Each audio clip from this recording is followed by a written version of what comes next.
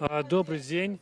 Добрый день, Радио Свобода, введе репортаж от администрации Александра Лукашенко. У микрофона Олег Руздилович, со мной оператор Андрей Рабчик. Мы ведем репортаж с, может быть, такой фактично заключной подеи голодовки активисток маці руху 328.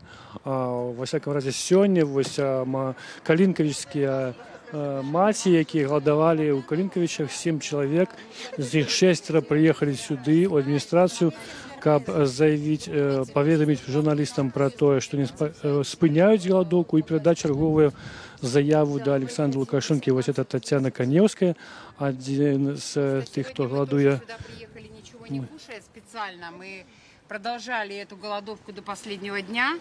Вот. И вот как бы мы где-то там изнутри зашли на вокзал, кругом запахи. Сейчас они обострились просто ужасно. Ты слышишь, буквально чуть ли не как в кармане жвачка прилипнутая пахнет. И очень хочется, чтобы вот как бы дать вам интервью, сказать наши последующие действия. Мы прекратим эту голодовку, но не прекращаем борьбу. Это однозначно. Она не будет останавливаться ни на один день. Она будет постоянно длиться. Буквально 2-3 дня нам надо просто прийти в себя, немножко начать кушать, потому что мозг просто залипает от этого, от того, что пищи нет. И дальше мы будем обратно продолжать писать обращения, просьбы, чтобы нас приняли, чтобы нас услышали. Потому что от Качановой... Ну, давай, наверное, потому что я уже заскакиваю вперед. Ляночка, да, давай. давайте с самого начала.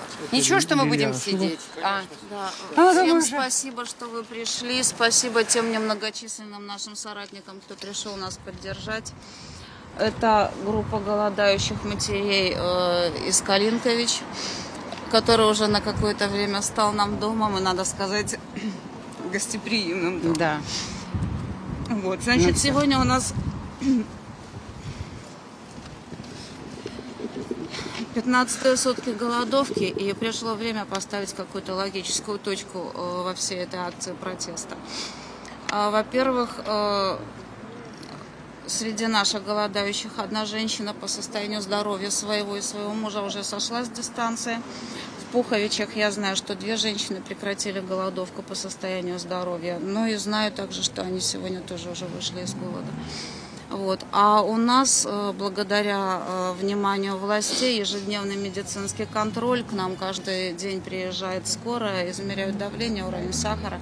Ну и вот неожиданно для меня у меня были скачки сахара, причем серьезные. До 1,7, а 9 мая до 1,3 упал сахар.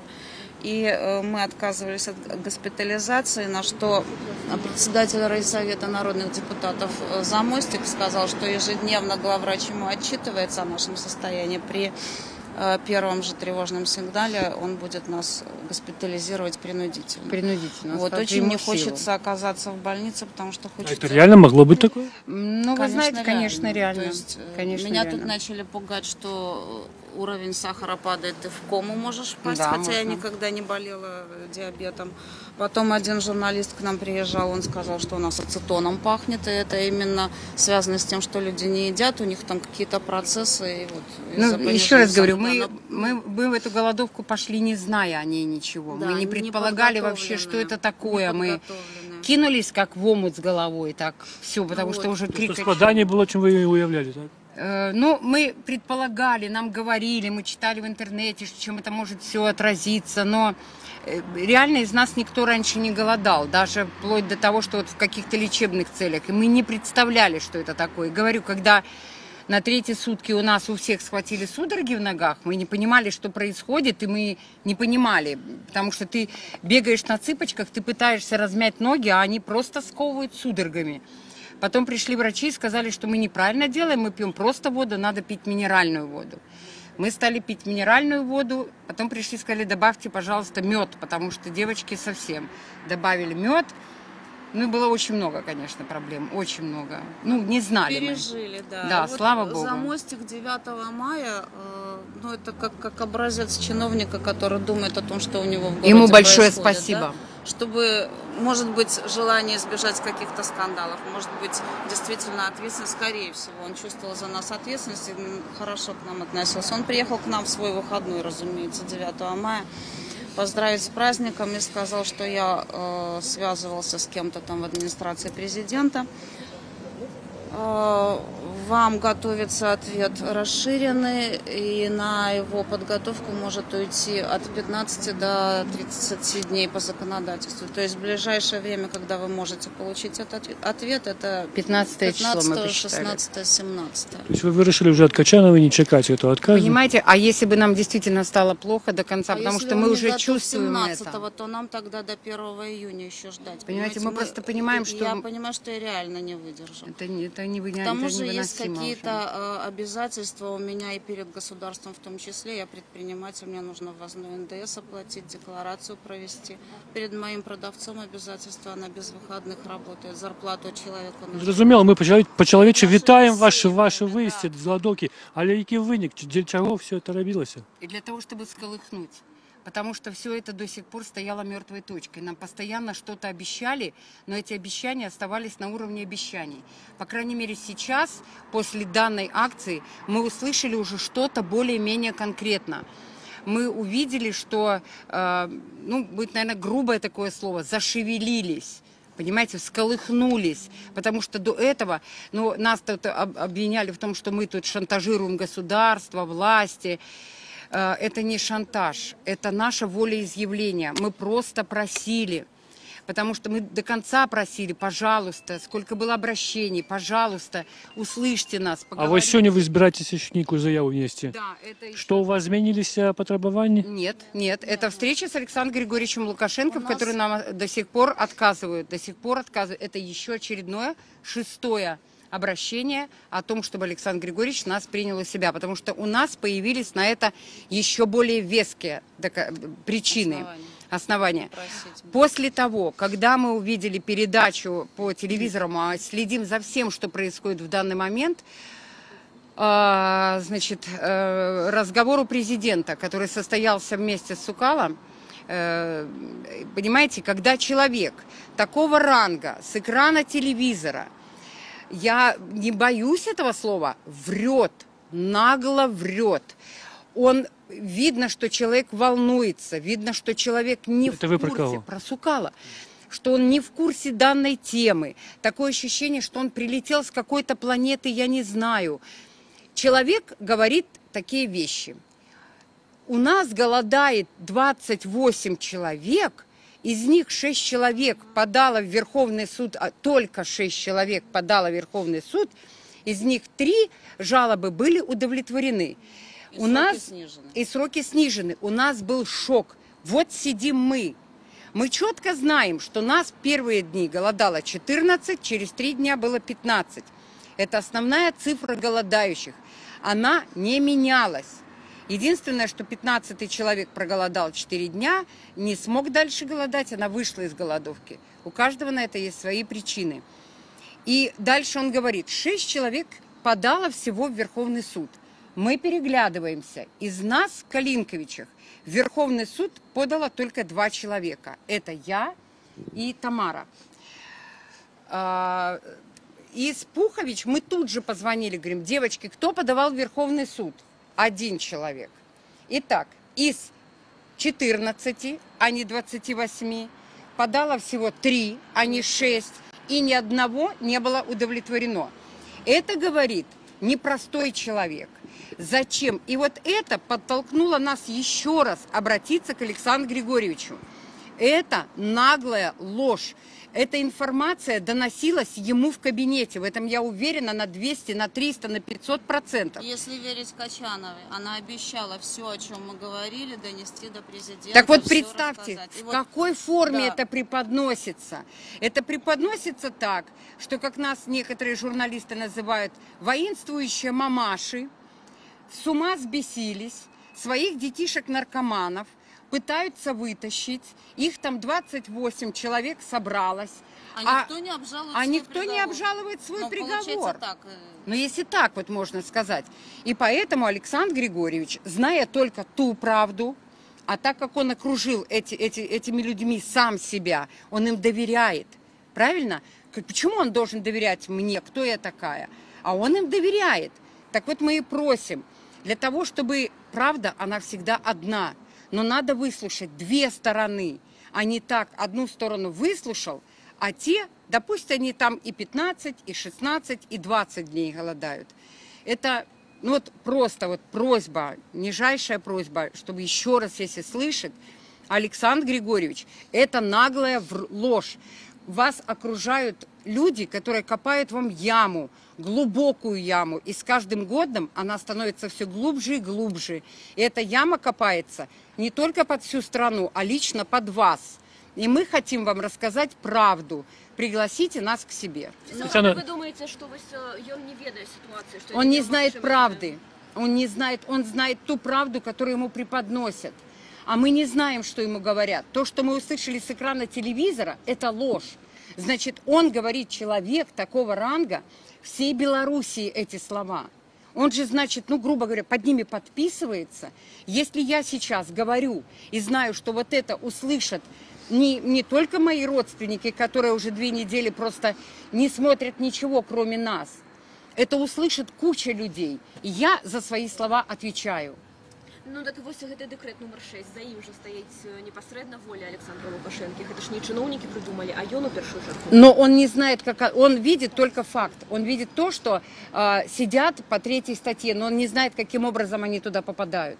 Он не знает всей правды. Ему рапортуют только то, что они хотят говорить.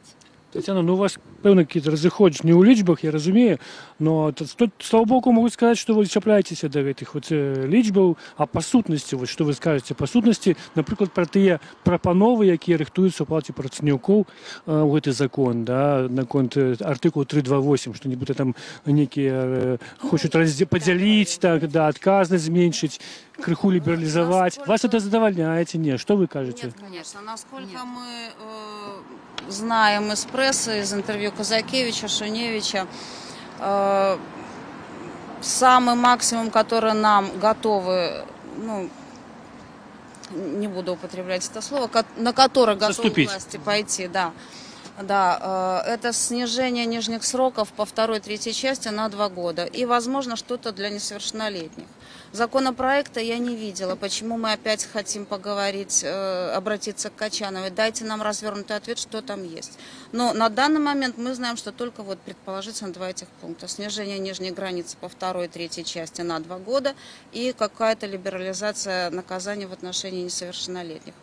Нас это не устраивает, потому что в первую очередь нужна справедливость, нужна дифференциация наказания, нужно разделять объем наркотиков, то есть ответственность в зависимости от сбыта или хранения. Нужно вводить новые термины, понятия, там крупный размер, особо крупный размер, значительный размер, которых у нас сейчас в законодательстве нет. У нас по 3 части человек может за 5 миллиграмм сесть на 10 лет и за 1,5 килограмма на 8. Это неправильно, такого не должно быть. Вот. Я бы сама, ну, просто у меня нет такой инициативы, нет такого права. Я бы боролась за то, чтобы исключили термин «особо опасное наркотическое вещество», которого нет в Уголовном кодексе всех наших соседей. Вот. Потому что а чем небеспечный этот термин? Это особо тяжкое преступление, и наши оперативники, следователи не утруждают себя стопроцентной доказательной базой, обвиняя человека в особо тяжком преступлении. Такие преступники не подпадают под амнистию. Это очень жесткие меры наказания, конфискация. То есть, ну, вот. Как-то это нужно убирать и приводить наше законодательство в соответствие с российским. Ну, это вот мои позиции. Я знаю, что 10 мая, это вчера, состоялась презентация некого законопроекта по изменению 328 Анна Конопадская, депутат. Да, которую готовила Ольга Ковалькова, Анна Конопадская. Да, Ольга здесь. Я читала вот эти тезис на 5 пунктов. В принципе, я их разделяю и согласна. Там ну, это просто тезисно обозначено. То, что я читала, черновик, скажем так, для наработок.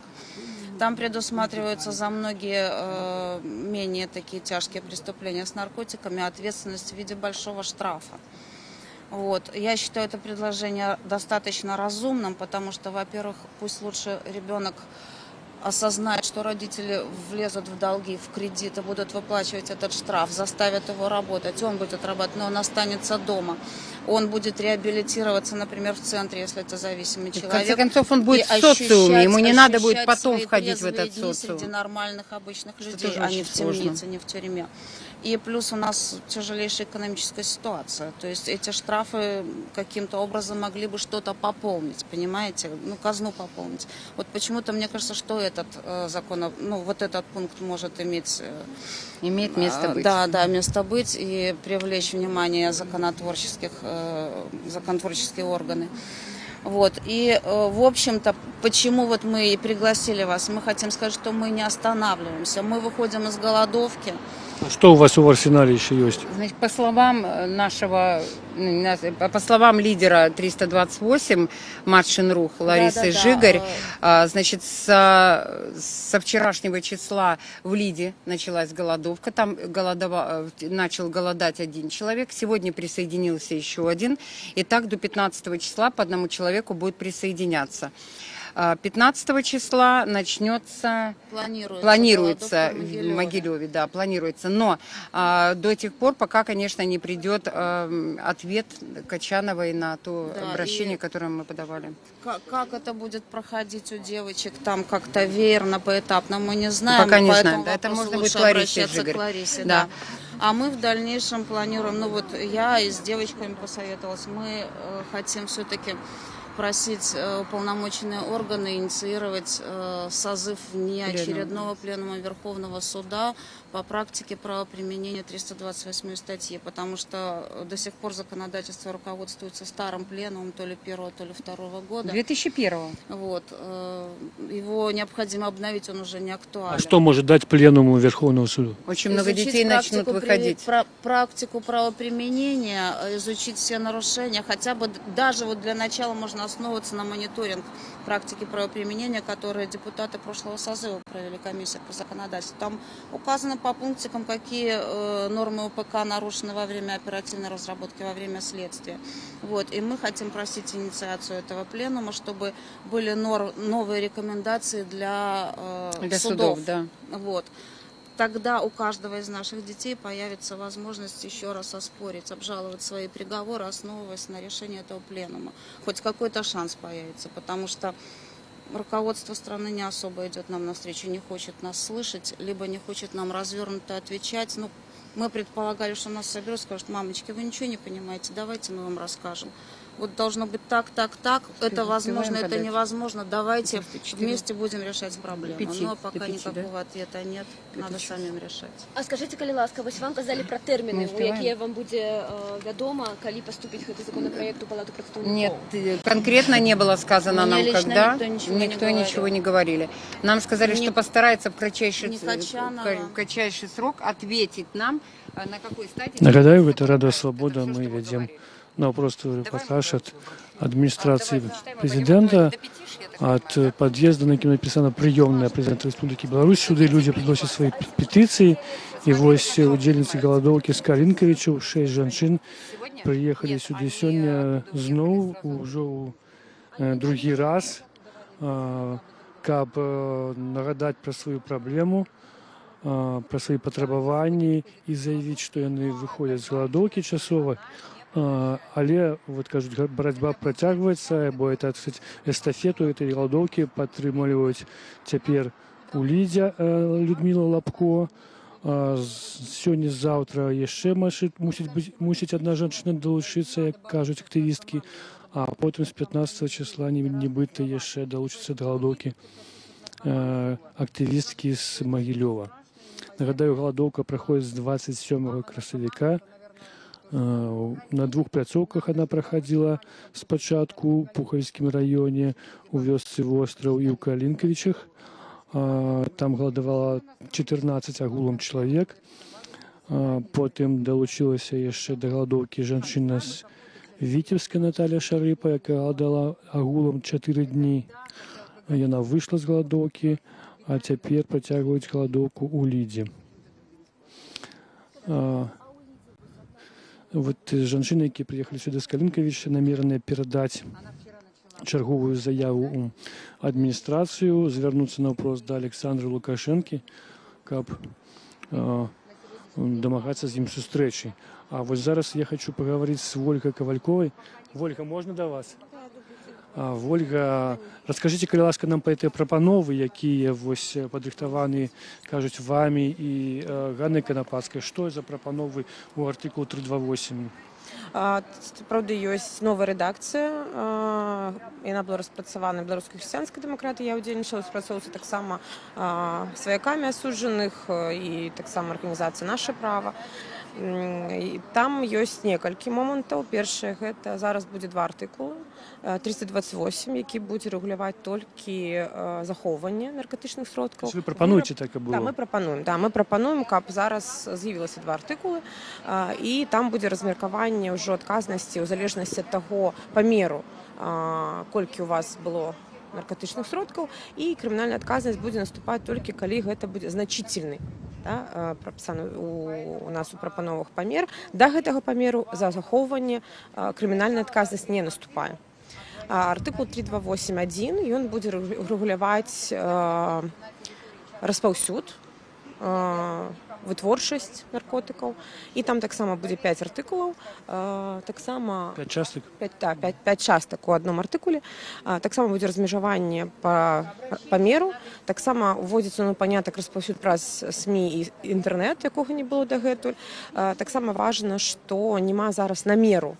Там у нас у старым артыкуле было намер на распаўсюд. То бок і асноўная маса гэтых дзяцей, яна сядзіць за тое, што віна іх не даказана, што не збіраліся збыць і каму збыць, але вялікія тэрміны. Зараз ёсць захоўванне і распаўсюд. Даказаны факт проста крымінальнага злачынства, не думкі, што ён там захацеў зрабіць. Это важна, на мой погляд, таксама будзе... Намер выключаецца? Да, намер выключаецца, таму што, на жаль, у той праваахоўнай практыкі, якая ёсць зараз, пад гэты намер падпадаюць амаль усе, таму што праваахоўнікі пішуць неустановленае месце, неустановленаму лицу, в неустановленае время, там штосьці ён хацеў збыць, і гэта ў асноўным... Калі намеру не будзе ў законе, так вы тым самым аблягчаеце працу следчым, не трэба это даказваць?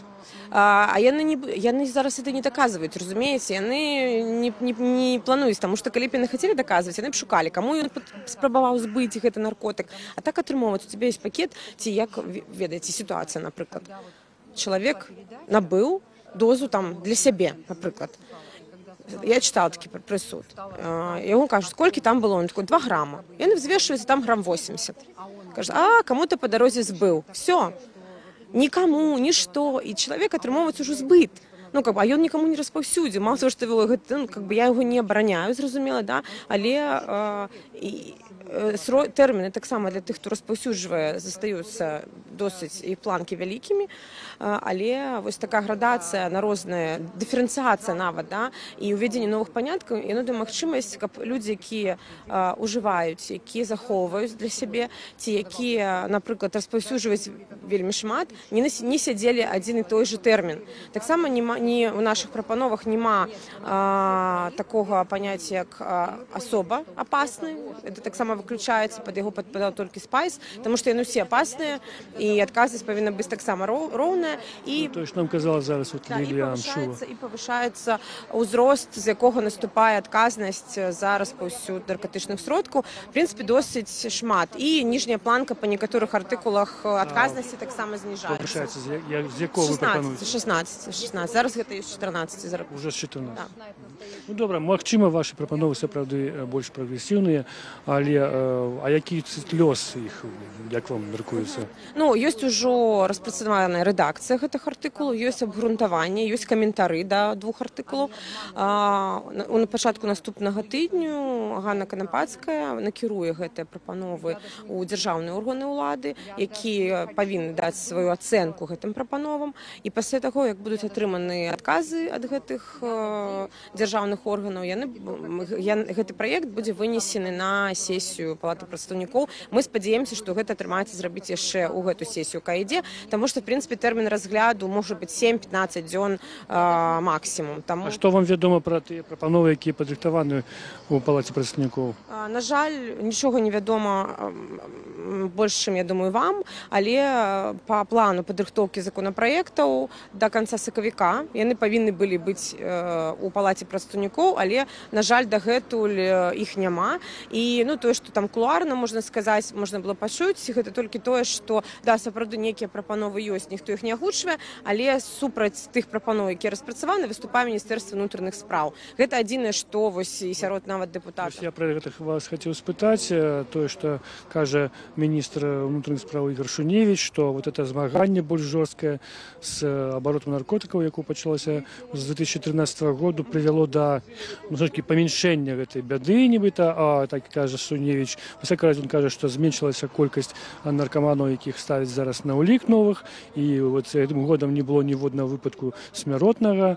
Вось адказваючы на пытанне простае, вы за ці супраць, да? Вот вы з гэтымі маціце, ці вы не падтрымуеце гэта? Ці не боіцеся вы, што вот эта лібералізацыя прывядзе да новага ўсплеску наркотыкаў? Так вы за ці супраць? Мне калі такое пытанне задаюць, я не ведаю, што адказаць. Я кажу, это вельмі складана. Што вы кажаце? Я лічу, што тыя, хто распаўсюджвае наркотыкі, яны павінны несці вялікае пакаранне. Зараз праблема сапраўды не тым, за каго мы тут ці там. Гэта вялікая праблема. На жаль, то, што зараз дэкларуе Міністэрства ўнутраных спраў, у нас аўтарытарная краіна. І ўлада ніколі не было такога, каб яна прызнавала свае нейкія памылкі. Разумееце, яны прынялі гэты дэкрэт нумар 6. І пасля прыняцця гэтага дэкрэта пагоршылася і прысуды. То есть ніхто не кажа, што гэтыя дзеці, якія сядзяць, іх трэба заўтра вызваліць усіх. Все кажуць, што тыя парушэнні, якія яны здзейснілі, яны не адпавядаюць тому пакаранню, якое на іх накладзена. І, разумееце, я чытала прысуды, дзе магу сказаць, што я б таксама дала б такі тэрмін. А маці змагаюцца, да. Але ёсць такія прысуды, дзе чытала, што віна не даказана чалавека, яму далі 10 гадоў. Таму не павінна быць вось такога... Гэта не лібералізацыя, разумееце? Гэта крок да таго, каб усё ж такі не 5 частак аднаго артыкулу, дзе можна пад адзін артыкул адразу 20 чалавек, якія розныя парушэнні совершылі, гресці, і даваць ім адразу 7-10 лет. Гэта за тое, каб па першай часткі, па другой, па трэцяй аднаго артыкула было рознае пакаранне, і людзі реальна за тое, што здзейснілі, неслі адпаведную адказнасць. Вось за гэта мы выступаем, і зразумела, што сярод тых 16 000 асуджаных ёсць сапраўды людзі, і ніхто, я таксама упэўнена ў гэтым, што які рэальна распаўсюджвалі наркотыкі. Яны павінны, канешне, несці адказнасць, як і ўсе. Але ты, канешне, хто патрапіў на вялікі тэрмін і яго віна не даказана, яны павінны, улічваючы гэтыя змены, яны павінны, іх тэрмін павінен быць зменшаны. Добра, дзякую, это Ольга Кавалькова. Старшыня беларускай хрысціянскай дэмакратыі. Дзякую вам. Што ў нас адбываецца з той заявай, якую жанчыны збіраюцца внесці ў адміністрацыю? Ці панеслі яны? Зараз мы спытаем. Вось тут Ліліяна Шуба показывая, як она схуднела. Ці аднеслі вы свою паперу? Татьяна понесла. Да, я лопух, я оставила паспорт в рюкзаке в камере хранения. Тому вас не пустили? Да, Нет, я понимаю, что не пройду, так я не пошла. Нас завтра приглашали на рассмотрение вот этого законопроекта, над которым Ольга работала. Но, к сожалению, сил нет. То есть, если бы мы жили в Минске, то пришли бы. А так и домой очень хочется. И мы бачим, что у вас силы просто вот вонка возникают. Вы сидели, так размовляли, вот у вас снова появился такие какие-то вот, импет, вы казали, все так. А зараз вы уже совсем меньше. Так. Вчера вечером какой-то подъем был, что вот уже скоро, уже как-то что-то разрешится. Ну, то есть, когда я не знаю, что мне делать, мне очень плохо. Когда у меня мысли не складываются в предложении, мне тоже очень плохо. А когда уже принимаешь решение, да, вот мы выходим из голодовки, мы объявляем, мы поступим так-то, так-то, так-то, в дальнейшем будем то-то, то-то, сразу легче и какой-то, подъем, спокойствие какое-то. А выступление Сокала, интервью Сокала, они вообще такую веселую злость разбудили. Мы там все утро негодовали, возмущались, как так можно. Я сегодня чула от Ларисы Жигар, что она не выключает, что женщины снова пойдут на голодовку. Вы для себя такую возможность еще покидаете? Еще раз? Не знаю, не могу сказать. Вот на данный момент не знаю. Я не знаю, как я буду выходить. Вот у меня тянет здесь. Выход вы почнете сегодня, ці уже почали? Сегодня в поезде. У нас вот сегодня вечером ровно 15 суток. Уже решили додержаться. Ну, и себе сказать, что я могу. Что значит у тягнику? Вы почнете там есть? Что? Купим сейчас бифида йогурт и закажем чай, потому что я гипотоник, у меня понижение давления плохо сказывается. Маша наша упала сегодня из-за понижения давления. И вы ехали? Да, в метро. Она упала, да. Вот, сладкий чай, шоколад я бы, например, не рискнула, а бифида йогурт. Вы начитались уже, ведаете, как это треба робить? Многие нам присылали сообщения, кто-то нам даже распечатал. Вот, еще. Можно еще кого-нибудь позвать? Журналистов вы имеете на увазі? Хочу всех поблагодарить, кто нас поддерживал. Это же очень здорово. Ну вот Захар Балафан потримають. Так само. Можно еще? Да, Лилиан пока. каже Я нам. просто совсем забыла, хотелось же это сказать.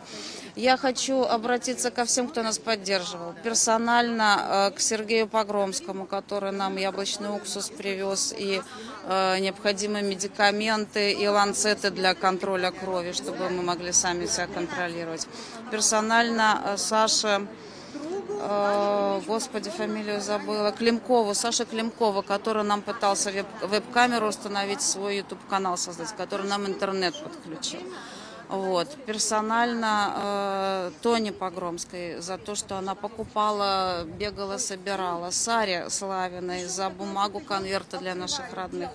Всем, кого мы даже не знаем, кто оплачивал нам телефонные счета и сбрасывался нам на дорогу. То есть на карточку к нам поступали деньги. Мы не знаем даже от кого. Огромное спасибо. Спасибо всем гостям, которые к нам приезжали. Это Мозырь, Гомель, Жлобин, поддерживали, узнать, как вы, что вы привозите. Добре, дякую вам. Спасибо всем.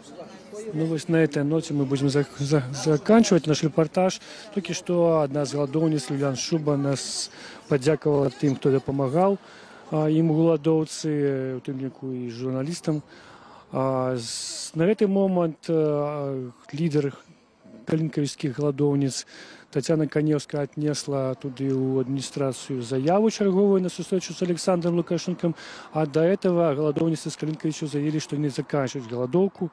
Нагадаю, голодовка в Беларуси активисток руху Маті 328, это антинаркотичный артикул у Криминальном кодексе, протягивается с 27 красавіка. У голодовцы брали удел 15 агулом человек, можно вот еще и больше долучались люди на невеликие термины, а теперь эстафета перешла до Лиды, там у Лиды голодая одна женщина, скажут, что сегодня будет долучаться другая, а потом, магчыма, голодовцы будут брать активистки из Могилева.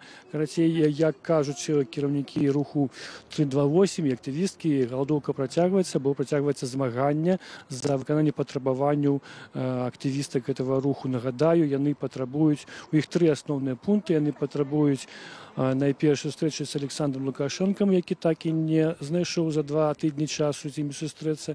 Яны патрабуюць стварэння адмысловай камісіі, якая перагледзела, хаця б вывучыла справы, якія яны лічаць сфальшаванымі па артыкуле 328. І самае галоўнае, магчыма, як яны кажуць, гэтых патрабаванняў, гэта трэці пункт, гэта лібералізацыя артыкулу 328, паводле якога па іх звестках асуджана Беларусі 15-16 тысяч человек. Разные лічбы называются, но в основном, кажуть, это молодь, якая атрымала вельмі вялікія тэрміны. Нагадаю, з 2013 году за распаўсюд наркотыкаў у Беларусі вельмі жорсткае пакаранне, не павялічаныя пакаранні, і жанчыны дамагаюцца, каб пакаранні былі зменшаныя, асабліва да непаўнагадовых, і каб больш уважліва следчыя разбіраліся з гэтымі сітуацыямі, каб суды выносілі справядлівыя выракі, і каб гэта праблема збольшага стала крыху такой больш чалавечай. Яны не супраць таго, што людзі мусяць несці адказнасць за свои злачынныя дзеянні, але яны за гуманізацыю гэтага пакарання. Гэта был Олег Груздзіловіч, Радыё Свабода. Мы працягваем сачыць за сітуацыяй вакол галадоўкі актывістак руху 328, Маці 328, якая ў Беларусі яшчэ працягваецца.